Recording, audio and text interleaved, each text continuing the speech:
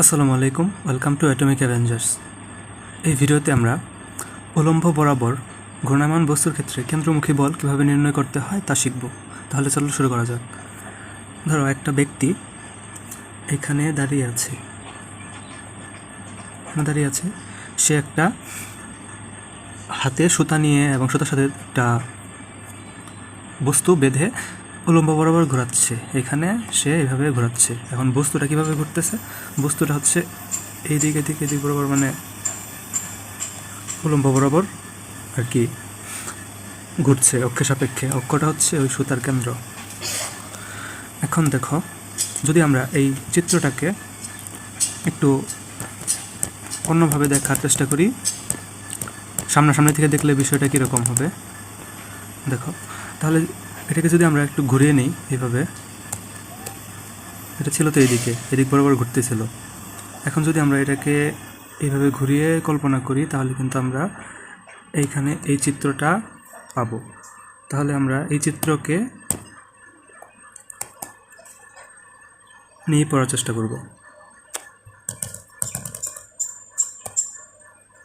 দেখো, লোকটি কী করতেছিল? এইখানে তার হাত ছিল, হাত দিয়ে সে বস্তুটিকে ঘোরাচ্ছিল সুতা দিয়ে এখানে একটা বস্তু বাঁধা ছিল। এই বস্তুটা এদিক দিয়ে ঘুরতেছিল। দেখো, এখন যদি এমন একটা অবস্থা যেখানে এটা হচ্ছে আমাদের আনুভূমিক কক্ষ বা এক্স অক্ষ বা আনুভূমিক অক্ষ, আর এইটা হচ্ছে উলম্ব অক্ষ।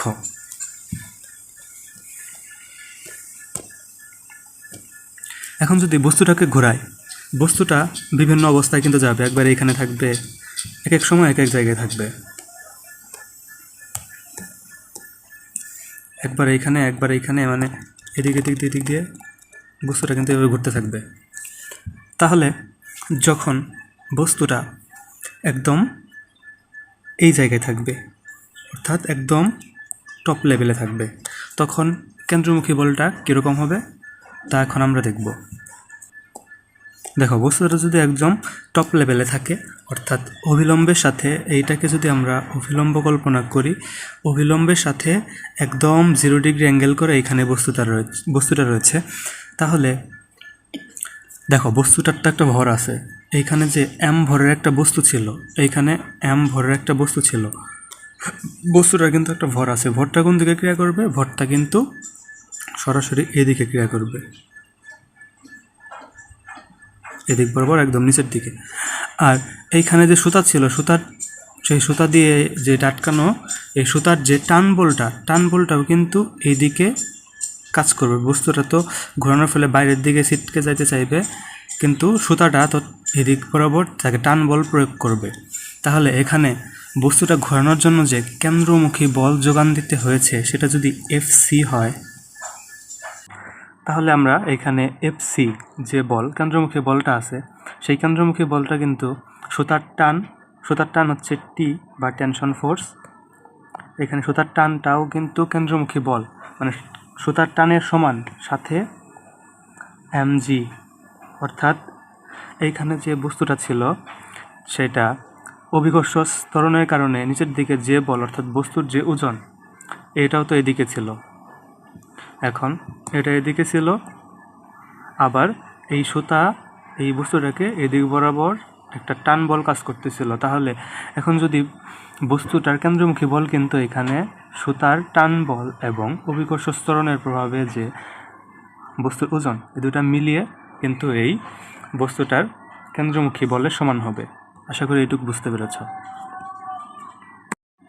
এখন দেখো, যদি বস্তুটা এইখানে অবস্থান করে, অর্থাৎ একদম আনুভূমিক অক্ষ, ঠিক যদি আমরা আনুভূমিক কল্পনা করি, তাহলে সরাসরি যদি এইখানে থাকে, তাহলে এইখানে কেন্দ্রমুখী বলটা কীরূপ হবে তা এখন আমরা দেখি। দেখো, এখানে বস্তুটা আছে, এখানে তো এটা এইখান থেকে সুতা দিয়া বস্তুটা ঘোরাইতেছিল। এখন যদি এইখানে থাকে, তাহলে এই বস্তুটা কি পরিমাণ এই দিক বরাবর কেন্দ্রমুখী বল দিতে হবে বস্তুটাকে ঘোরানোর জন্য তা নির্ণয় করব। তাহলে দেখো এখানে এটাকে যদি আমরা অভিলম্ব, এটা হচ্ছে অভিলম্ব, অভিলম্ব থেকে এইটার মধ্যবর্তী কোণ কিন্তু হচ্ছে এখানে 90 ডিগ্রি, অবিলম্ব থেকে এখানে কোণ হচ্ছে 90 ডিগ্রি। এখন এইখানে বল ওজনটা কোন দিকে কাজ করবে? ওজন তো সবসময় নিচের দিকেই কাজ করবে। এইখানে এই দিক বরাবর হচ্ছে ওজন, এখানে এদিক বরাবর হচ্ছে ওজন mg ওজন কাজ করবে, কিন্তু আমাদের টান বল তো এই দিক বরাবর কাজ করতেছে এবং আমাদের এখানে যে পরিমাণ কেন্দ্রমুখী বলের যোগান দিতে হবে তা কিন্তু এই টান বল দ্বারা এবং এই বস্তুটাকে নিচের দিকে যে ওজন কাজ করতেছে এই ওজনের যে উপাংশটা এদিক বরাবর রয়েছে সেই দুটো বলের যোগফলই কিন্তু হচ্ছে এখানে কেন্দ্রমুখী বলের যোগান দেবে। তাহলে আসো এখন বের করি। দেখো এখানে কিন্তু টান বল কিন্তু সমানই থাকবে, এদিক বরাবর টান বল যা এদিক বরাবর যা এদিক বরাবর যা, মানে টান বলের কোনো পরিবর্তন নাই, যেখানেই থাক এই চারিদিকে যে কোনো বিন্দুতে টান বল কিন্তু সমান, অর্থাৎ যদি সুতার দৈর্ঘ্য ঠিক থাকে তাহলে টান বল সব জায়গায় সমান। আচ্ছা, এখানে তো ভরও পরিবর্তন করা হয় নাই, শুধু ঘুরতেছে, তাই বিভিন্ন অবস্থায় টান বল সমান। এখন এখানে যদি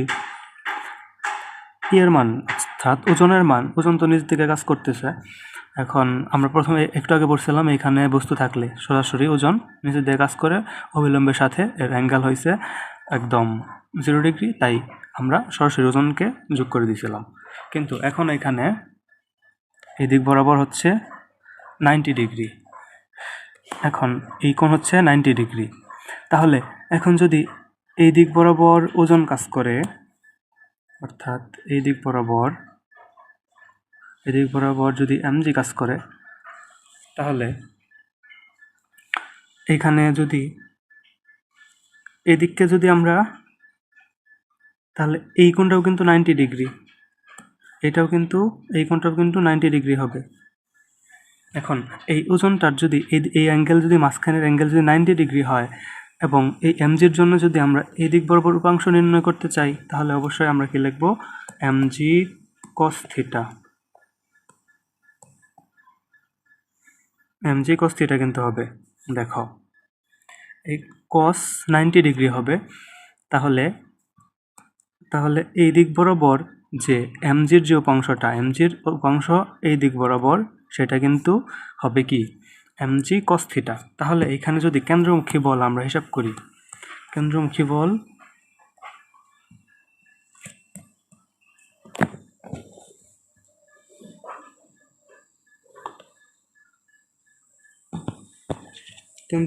এখানে আমরা FC যদি হিসাব করি, তাহলে সেটা কিন্তু